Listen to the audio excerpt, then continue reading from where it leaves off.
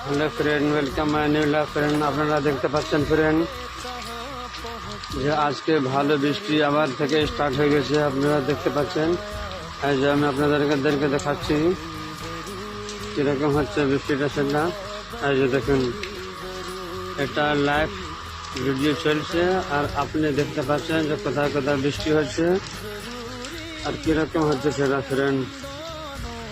আপনার যদি ওদিকে যদি বৃষ্টি হয় তাহলে নিশ্চয়ই একটু কমেন্ট করে আমাদেরকে একটু জানাবেন।